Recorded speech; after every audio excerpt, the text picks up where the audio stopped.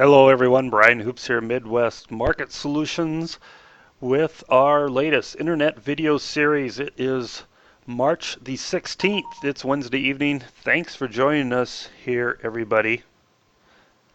We appreciate you listening and hope we can help you out with our latest internet video series here. We're going to talk about a very simple marketing plan, and we've talked in some of our seminars that we've done, we've talked about this marketing plan and how it can be implemented. And it's probably the most easiest plan devised. We've been doing this for 20 years, and I know some of these can get fairly complicated, but this one you can do yourself. It's very simple, very easy to use, and I'm going to show you what it's all about. And as we get started here, remember that what we talk about tonight, we can't guarantee that this information is accurate or complete and should not be relied upon as such. It's a good faith judgment at a specific time, and it's subject to change without notice. There's no guarantee that what we talk about or the advice we give will result in profitable trades.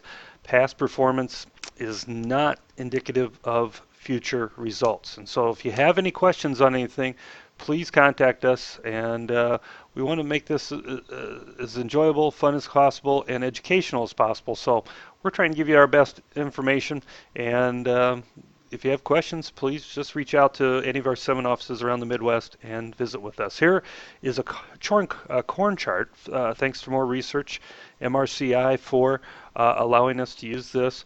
What we have here is a lot of lines, but it all represents price.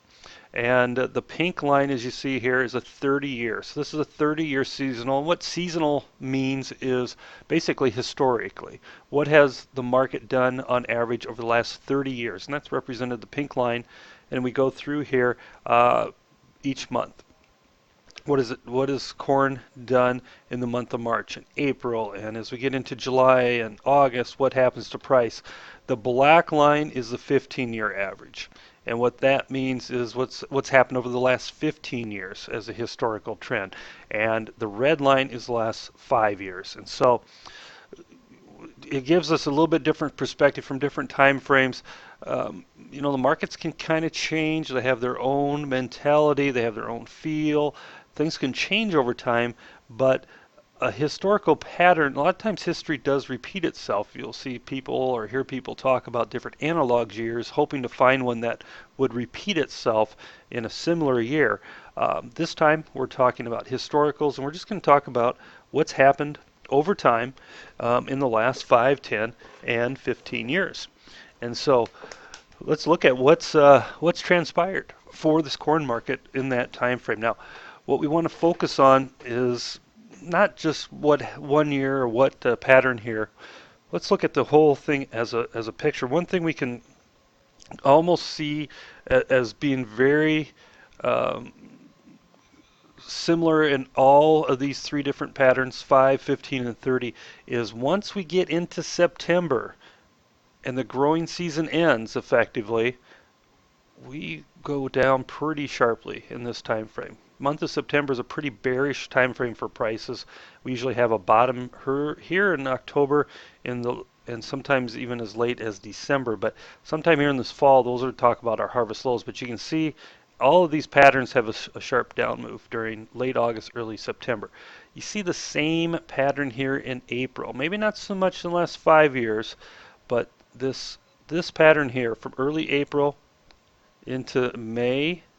Here we had mid-April into early May and into June, in fact.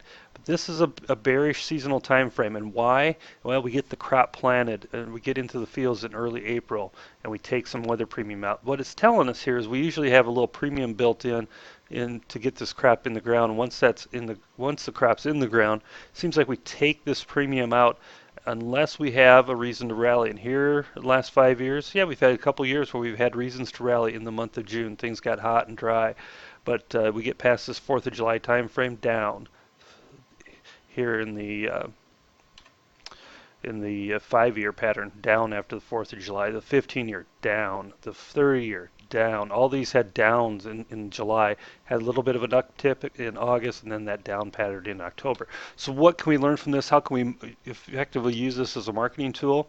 Well, if we subscribe to the theory that premium is put in the market while we're planting historically, and it's removed by the time we get to the end of the growing season. Notice how we're here in this price level in all three of these categories, 5, 15, and 30. And by harvest, all three of these categories are down in this lower percentile. We want to use that to our advantage. And the easiest thing we can tell clients to do is when you get your planters rolling into the fields while you're in the planter on the tractor, this is the time you make sales. This is the time you buy puts and get yourself protected. When you get your combines out and you're in the combine starting to do your early stages of harvest, that's when we put the lows in, and that's when you take them off. So I don't know, it can get much simpler than that. When you get out in the field to start planting in maybe early April, put your puts on. Early October, get the combine out of the shed, you take them off. So very, very simple marketing program. Now here we're going to have, you can make an argument, our highs were actually made in July, and that is true in the last 5 years. Our seasonal pattern has shifted a little bit, but in all these years, we've had opportunities in July or in August where the market has rallied. I would suggest that if you do some hedge protection here in early April, maybe some puts, that if we do have rallies in July or August and September, you use those rallies as opportunities to lift your price levels. If you, for example, buy $3.80 corn puts this spring in April, you get a chance to move these up higher by July, maybe $4.20. You spend a little premium money and do that, lock in a better price levels. Same thing here in July or August.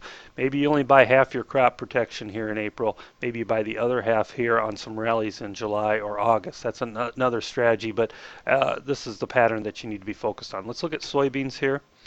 A little bit different pattern. Now we plant in the United States later than what we do in the corn. Our premium is usually in that planting time frame, which in the last 30 years it's come here in the month of May, better than April. By mid-May, the last 5 years we've taken some of that premium away, but in the last 15 years we've made a highs here in June. So in this May-June time frame is when we make our highs for the soybean market usually.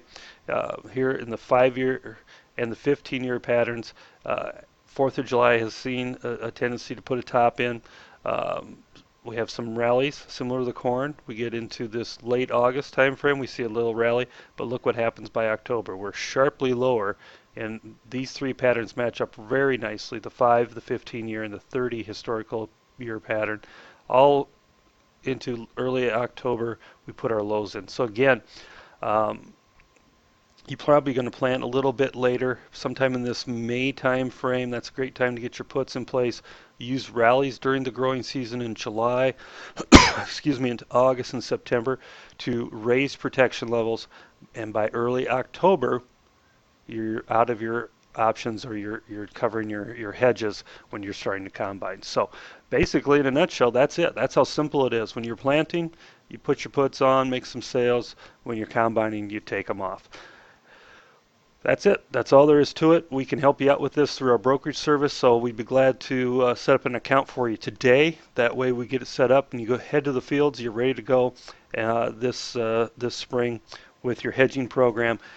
We do offer a full service marketing program. We'll help you with cash sales and timing of buying these options. If you want a little bit more assistance in making sales, we'd love to work with you. Have a great night, everybody.